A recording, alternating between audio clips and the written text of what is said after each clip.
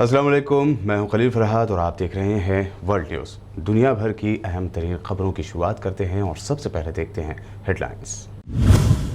श्रीलंका में बुर्क़े पर पाबंदी के फैसले के बाद अब कई मदारिस को भी बंद करने का लिया गया शरंगेज फैसला। श्रीलंकाई वजीर ने बुर्क़े को बताया था इंतहा पसंदी की अलामत।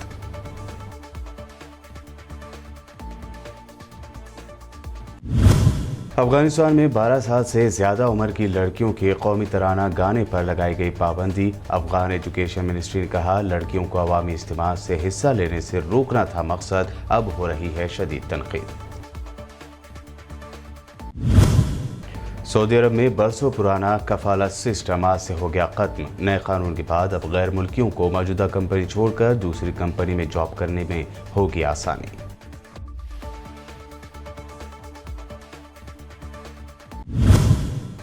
वसीम रिजवी को इस्लाम से खारिज कर दिए जाने का जारी किया गया फतवा। सर पर भी रखा गया 11 लाख रुपए का इनाम। मुखालिफत पर रिजवी की हठधर्मी। उलमा से कहा, हंगामा ना करे, आयतों को हटाने की पिटीशन पर दे जवाब। ममता बनर्जी ने व्हील चेयर पर ही शुरू की इलेक्शन कैंपेनिंग। किया 5 किलोमीटर का लंबा रोड शो। स्पीच में कहा, निडर होकर लड़ेंगे, डरपोक लोगों के सामने कभी नहीं झुकेंगे।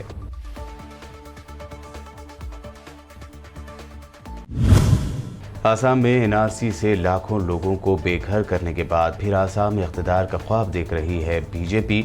आसाम पहुंचे अमित शाह ने तकरीर में की गलती, कहा मनमोहन सिंह रहे 15 साल पीएम। श्रीलंका में बुर्क़े पर लगाई गई पाबंदी पर मुस्लिम ममालिक से अभी तक कोई भी रिएक्शन सामने नहीं आया है। इससे पहले जब कोरोना वबा के दौरान श्रीलंका में मुस्लिम मैयतों की तदफीन के बजाय उन्हें जलाया जा रहा था तो ये इशू काफ़ी गरमाया गया था और सऊदी अरब की जानिब से श्रीलंका की हुकूमत से अपील की गई थी कि वह ऐसा ना करे। इसके अलावा कई ममालिक ने भी इस पर तशवीश जाहिर की थी, जिसके बाद श्रीलंका की हुकूमत ने अपना फैसला वापस ले लिया था। लेकिन अब जबकि श्रीलंका में सिक्योरिटी खदशात का बहाना बनाकर मुस्लिम ख़वातीन के बुर्का पहनने के इख्तियार को छीना जा रहा है, तब ऐसे में अभी तक मुस्लिम कंट्री से कोई रिएक्शन सामने नहीं आया है। बता दें कि श्रीलंका के पब्लिक सिक्योरिटी मिनिस्टर के मुताबिक श्रीलंकाई हुकूमत ने बुर्का पहनने पर पाबंदी लगाने के अलावा 1000 से ज़ायद दीनी मदारिस भी बंद कर देने का ऐलान किया था। मिनिस्टर सार्थ वीरासिकेरा का कहना था कि उन्होंने सिक्योरिटी खदशात के पेश नज़र मुसलमान ख़वातीन के मुकम्मल चेहरा ढाँपने पर पाबंदी आयद करने से मुताल्लिक़ बिल पर पिछले जुमा को ही दस्तखत किए हैं। इस बिल की मंजूरी कैबिनेट से ली जाएगी। वीरासिकेरा बुर्का बैन पर उन्होंने कहा कि इस खित्ते में इब्तिदा में मुसलमान ख़वातीन और लड़कियों ने कभी बुर्का नहीं पहना था। साथ ही उन्होंने शरंगेज़ बयान देते हुए बुर्का पहनने को इंतहा पसंदी की निशानी करार दिया। दूसरी जानिब श्रीलंका की हुकूमत ने मदारिस को भी बंद करने का फैसला लिया है, जिसकी वजह से अभी तक इसकी वजह सामने नहीं आई है कि वह ऐसा क्यों कर रही है। अफगानिस्तान की एजुकेशन मिनिस्ट्री को 12 साल से ज़्यादा उम्र की लड़कियों को मखलूत इज्तिमात में कौमी तराना पढ़ने पर पाबंदी आयद करने के बाद शदीद तनकीद का सामना करना पड़ रहा है। 6 मार्च का ये हुक्म उस वक्त मंजर आम पर आया जब किसी ने वजारत तालीम की तरफ से जारी किए गए सरकारी मेमो की तस्वीर लेकर उसे तालीमी इदारों और सोशल मीडिया पर जारी कर दिया। ज़राए के मुताबिक काबुल के तमाम स्कूलों को भेजा गया ये मेमो वापस लिया गया है, क्योंकि मेमो लिखने वालों ने पैगाम लिखने के लिए दुरुस्त अल्फाज का इस्तेमाल नहीं किया। तर्जुमान के मुताबिक महकमा तालीम का मकसद वबाई मर्ज का फैलाव रोकने के लिए लड़कों और लड़कियों को अवामी इज्तिमात में हिस्सा लेने से रोकना था। वजारत तालीम की तरफ से जारी किए गए नए मेमो के मुताबिक तलबा और तालिबात दोनों पर अवामी इज्तिमात में कौमी तराना पढ़ने पर पाबंदी आयद की गई है। मुत्तहिदा अरब अमारात यानी यूएई ने इसराइल के साथ मिलकर $10 अरब का जॉइंट इन्वेस्टमेंट फ़ंड कायम कर दिया है। ये फ़ंड इसराइल में मुख्तलिफ पुरकशिश शोबों में इन्वेस्टमेंट करेगा। यूएई की सरकारी न्यूज़ एजेंसी ने कहा है कि $10 अरब के फ़ंड से इसराइल में power, water, space science, public health sector और एग्रीकल्चर सेक्टर में इन्वेस्टमेंट किया जाएगा। فنڈ قائم کرنے کا فیصلہ ابوظہبی کے ولی عہد شیخ محمد بن زید اور اسرائیلی وزیر اعظم نتنیاہو کے درمیان ٹیلی فون پر ہونے والی بات چیت میں کیا گیا۔ فلسطینیوں کی آزادی کے سب سے بڑے مخالف نتنیاہو کو کل اردن نے اپنے فضائی حدود استعمال کرنے سے منع کر دیا تھا۔ وہ UAE اور سعودی عرب کے دورے پر جانا چاہتے تھے۔ اسرائیل کے سرکاری نشریاتی ادارے KNK کے مطابق نتنیاہو نے سعودی ولی عہد محمد بن سلمان سے بھی رابطہ کرنے کا فیصلہ کیا تھا، لیکن اسرائیلی انٹیلیجنس رپورٹ میں کہا گیا ہے کہ آخری وقت میں یہ فیصلہ بدل دیا گیا کیونکہ امریکہ نے جمال خشوگی قتل کی براہ راست ذمہ داری سعودی ولی عہد پر عائد کی تھی۔ سعودی عرب میں نئے لیبر قانون کا آج بروز اتوار سے نفاذ عمل میں آ رہا ہے۔ اس قانون کے آنے کے بعد سعودی عرب کا برسوں پرانا کفالت کا سسٹم ختم ہو گیا۔ سعودی عرب میں اس وقت کم و بیش 84 لاکھ سے زیادہ غیر ملکی کام کر رہے ہیں جو ڈائریکٹ نئے قانون سے فائدہ اٹھا پائیں گے۔ نئے قانون کے نفاذ کے بعد سعودی عرب میں کام کرنے والے غیر ملکیوں کو مختلف سہولتیں فراہم کی جائیں گی، جن میں ملازمت کی تبدیلی یعنی جاب چینج کرنے کا اختیار بھی شامل ہے۔ نئے قانون میں غیر ملکی کارکن کو ایک کمپنی سے دوسری کمپنی میں جاب کی اجازت کے لیے شرائط مقرر کی گئی ہیں۔ ایران کی القدس فورس کے سربراہ کمانڈر اسماعیل قاآنی نے اس بات کا اعتراف کیا ہے کہ سعودی عرب میں مختلف ٹارگٹس پر حوثیوں کے حملوں میں تہران کی واضح حمایت شامل ہے۔ قاآنی کے مطابق امریکہ کی کمر ٹوٹنے کی آواز مناسب وقت پر سنائی دی گئی۔ ایرانی کمانڈر نے اسرائیل کو تباہ کر دینے کی دھمکی بھی دی۔ القدس فورس کے کمانڈر نے دنیا کے مختلف حصوں میں ایران کی حمایت یافتہ مسلح جماعتوں کو عالمی گھمنڈیوں کے خلاف مزاحمتی قوت قرار دیا۔ جارڈن کی دارالحکومت عمان کے السلط نامی ایک سرکاری اسپتال میں آکسیجن کی سپلائی بند ہو جانے کے نتیجے میں 7 مریض ہلاک ہو گئے۔ دوسری طرف وزیر اعظم نے اس حادثے کی فوری تحقیقات کا حکم دیتے ہوئے انکوائری رپورٹ طلب کی ہے۔ وزیر اعظم کا کہنا ہے کہ انہوں نے اس واقعے کی فوری تحقیقات کا حکم دیتے ہوئے اس میں قصوروار عہدیداروں کے خلاف سخت کارروائی کا حکم دیا۔ پبلک ہیلتھ منسٹر نے اسپتال کی انتظامیہ کے ساتھ ایک اجلاس منعقد کر کے واقعے کی جانکاری حاصل کی ہے۔ اس واقعے کے بعد ہیلتھ منسٹر نذیر عبیدات نے استعفیٰ دے دیا ہے۔ وہیں جارڈن کے کنگ عبداللہ نے بھی اسپتال کا دورہ کرتے ہوئے صورتحال کا جائزہ لیا۔ وہیں اسپتال میں اپنے عزیزوں کی موت کے بعد لوگوں کا غصہ پھوٹ پڑا۔ انہوں نے اسپتال کے باہر جمع ہو کر خوب ہنگامہ بھی کیا۔ میانمار میں عوامی مظاہروں کے دوران قریب روزانہ ہی ہلاکتیں ہو رہی ہیں۔ آج اتوار کو بھی فوجی بغاوت کے خلاف احتجاج کرنے والے مزید 2 مظاہرین کی ہلاکت کی خبر ہے۔ 1 فروری کو ملک میں ہونے والی فوجی بغاوت کے بعد سے سیکورٹی فورسز کا مظاہرین کے خلاف کریک ڈاؤن روز بروز سخت تر ہوتا جا رہا ہے۔ مقامی میڈیا کے مطابق شہر باگوں میں اتوار کی صبح احتجاج کرنے والوں پر فائرنگ ہوئی، جس کے نتیجے میں مظاہرہ کرنے والا ایک شخص ہلاک اور متعدد دیگر زخمی ہوئے ہیں، جبکہ میانمار کی شمالی ریاست کاچن کے ایک شہر میں احتجاج کرنے والا ایک اور شہری بھی ہلاک ہوا۔ آج اتوار کو بھی ہزاروں مظاہرین میانمار کی سڑکوں پر احتجاج کر رہے ہیں۔ ورلڈ نیوز میں وقت ہوا ہے ایک شارٹ بریک کا۔ بریک کے بعد جلد لوٹیں گے اور دیکھیں گے اہم نیشنل نیوز۔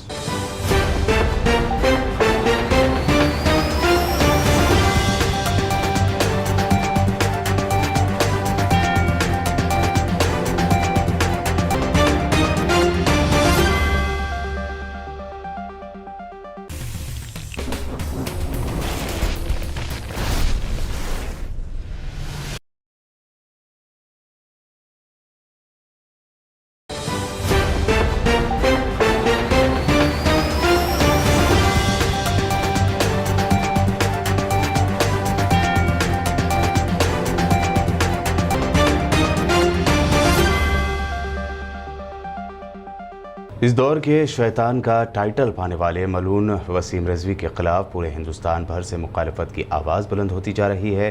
کئی علاقوں میں پروٹیسٹ کیے گئے۔ اب تو وسیم رضوی کے سر قلم کرنے پر 11 لاکھ روپے کا انعام بھی رکھا گیا ہے۔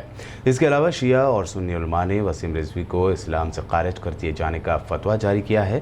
اتنی مخالفت سہنے کے باوجود وسیم رضوی نے اب بے شرموں کی طرح ایک ویڈیو جاری کرتے ہوئے ان کی مخالفت کرنے والوں کو الٹا یہ کہا ہے کہ وہ ہنگامہ کرنے کے بجائے ان کی پٹیشن کا جواب دیں۔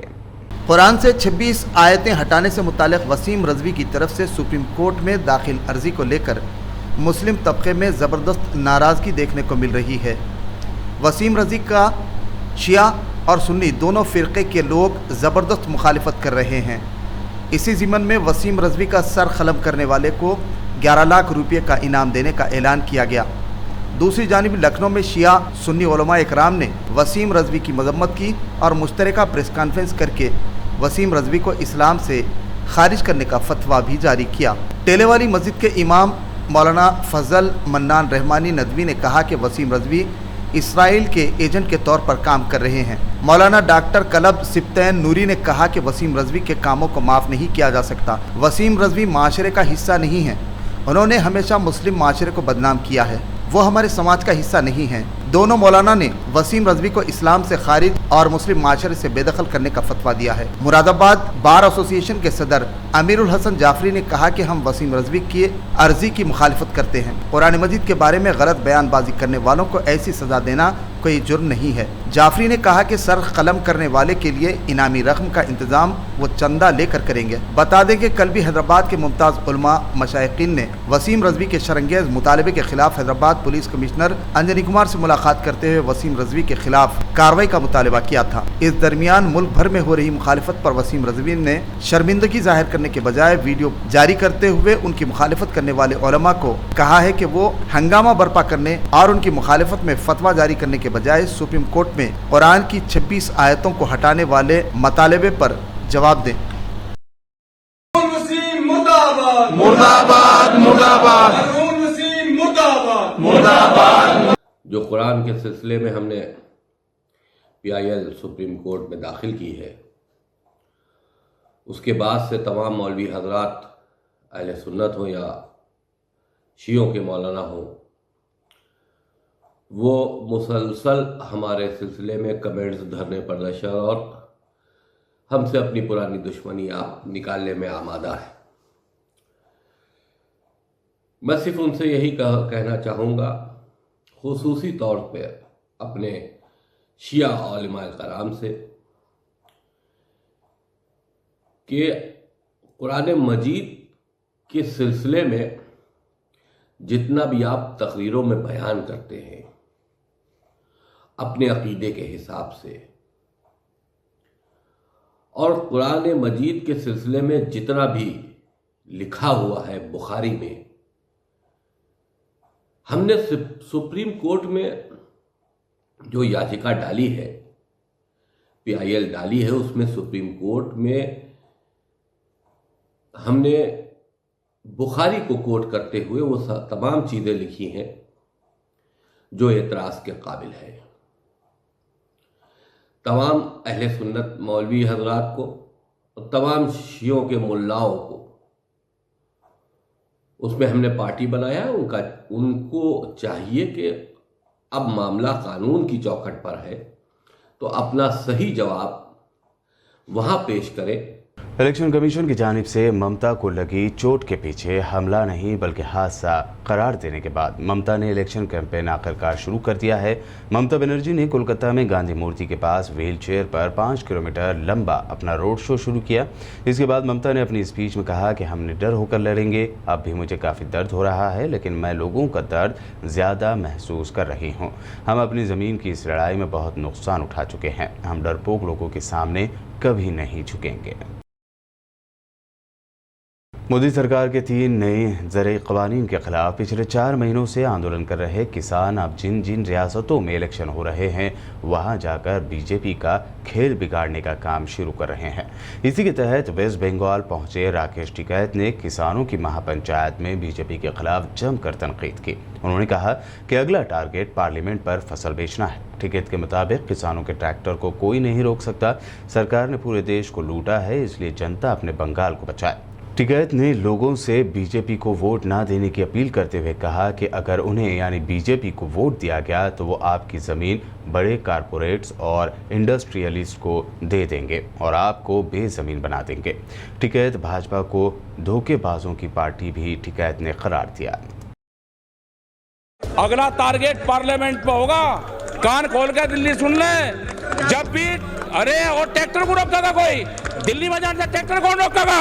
अब की बार पार्लियामेंट पे नई मंडी खुल गई, वहाँ पूरा MSP पे भाव बिकेगा। आएगा कि आप यहाँ पे तो चुनाव है, आप नॉन पॉलिटिकल है, तो बिल्कुल सब लोग कहे कि वो है कि भाई हम बीजेपी के लिए तो वोट मांगने आए नहीं, बीजेपी को तो आपको वोट देना ही नहीं, और दूसरे को आप देख लेना जिसको देना, जो आपको ठीक लगे उसको दे देना। जब तक सरकारें हमारे साथ बात नहीं करेगी, हमारी बात नहीं मानेगी, पूरे देश में ये लोग जाते रहेंगे। आसाम में एनआरसी पर अमल करवाकर लाखों लोगों को बेघर और बेसहारा करने वाली बीजेपी फिर एक मर्तबा आसाम में इख्तिदार पर आने का ख्वाब देख रही है। आसाम में होने वाले इलेक्शन के लिए बीजेपी की एक रैली में पहुंचे अमित शाह ने अपनी स्पीच में कई दावे तो किए, लेकिन उन्होंने शायद गलती से या फिर जानबूझकर झूठ बोला कि कांग्रेस के मनमोहन सिंह ने 15 साल प्रधानमंत्री यानी प्राइम मिनिस्टर के तौर पर काम किया। बहरहाल अमित शाह ने अपनी स्पीच में दावा किया कि उन्होंने यहाँ जो वादा किया था उसे पूरा किया। अमित शाह ने लोगों से कहा कि आपके पास दो ऑप्शन है, नरेंद्र मोदी और सर्बानंद सोनोवाल का अलायंस, और दूसरा ऑप्शन है कांग्रेस और बदरुद्दीन अजमल का अलायंस। अमित शाह ने दावा किया कि 5 साल पहले हमने कहा था कि हमारी सरकार बनेगी तो हम आसाम से आंदोलन और दहशतगर्दी को ख़त्म कर देंगे। 5 साल के बाद अब आसाम में ना आंदोलन है और ना ही दहशतगर्दी। कांग्रेस को 15 साल तक यहां से आपने प्रधानमंत्री दिया, डॉक्टर मनमोहन सिंह 15 साल तक प्रधानमंत्री रहे, डॉक्टर मनमोहन सिंह 15 साल तक प्रधानमंत्री रहे, मगर भूपेन हजारिका को भारत रत्न देने का काम नहीं किया।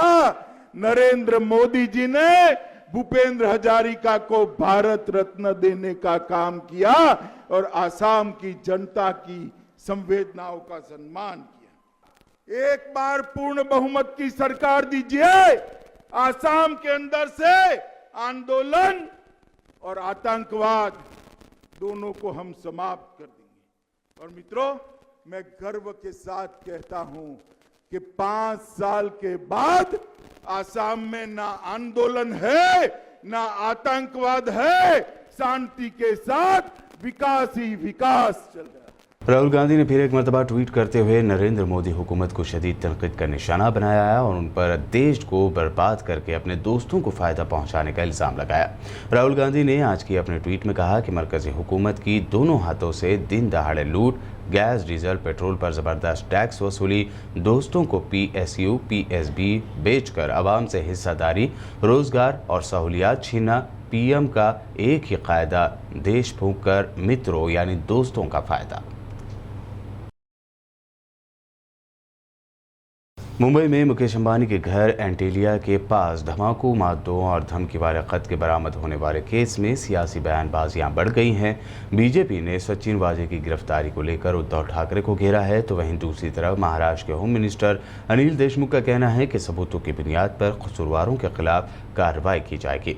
अनिल देशमुख ने कहा कि एंटीलिया केस की जांच NIA कर रही है, जबकि मनसुख हिरेन की मौत की जांच मुंबई ATS कर रही है। जांच के बाद जो सबूत सामने आएंगे उसकी बुनियाद पर कसूरवारों को सजा दी जाएगी।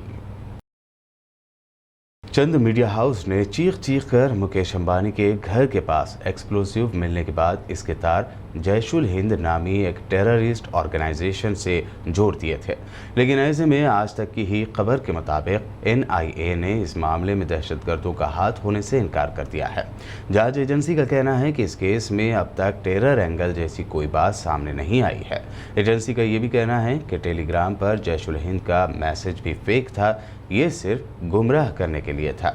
जांच एजेंसी का यह भी कहना है कि अब तो इस बात के भी सबूत नहीं मिले हैं कि जैशुल हिंद जैसी कोई ऑर्गेनाइजेशन हकीकत में भी है। ऐसी कोई ऑर्गेनाइजेशन है ही नहीं।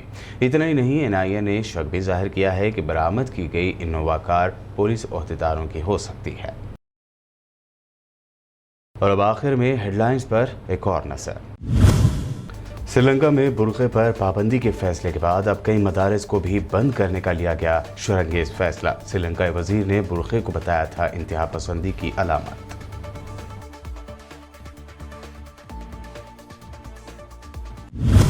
अफगानिस्तान में 12 साल से ज्यादा उम्र की लड़कियों के कौमी तराना गाने पर लगाई गई पाबंदी। अफगान एजुकेशन मिनिस्ट्री ने कहा, लड़कियों को अवामी इज्तिमा से हिस्सा लेने से रोकना था मकसद, अब हो रही है शदीद तनकीद।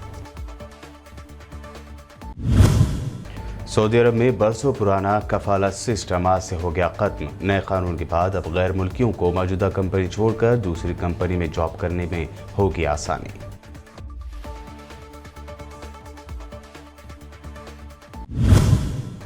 वसीम रिजवी को इस्लाम से खारिज कर दिए जाने का जारी किया गया फतवा, सर पर भी रखा गया 11 लाख रुपए का इनाम। मुखालिफत पर रिजवी की हठधर्मी, उलमा से कहा हंगामा ना करे, आयतों को हटाने की पिटीशन पर दे जवाब।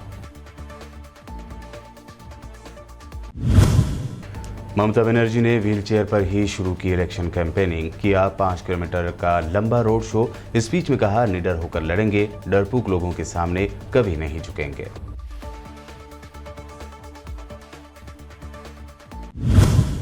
आसाम में एनआरसी से लाखों लोगों को बेघर करने के बाद फिर आसाम में इख्तिदार का ख्वाब देख रही है बीजेपी। आसाम पहुंचे अमित शाह ने तकरीर में की गलती, कहा मनमोहन सिंह रहे 15 साल पीएम। वर्ल्ड न्यूज़ में ये थी अब तक की अहम नेशनल और इंटरनेशनल न्यूज़। यूट्यूब पर और फेसबुक पर हमारे वीडियोस को लाइक ज़रूर करें। मज़ीद अपडेट्स के लिए देखते रहिए बीपीएन चैनल।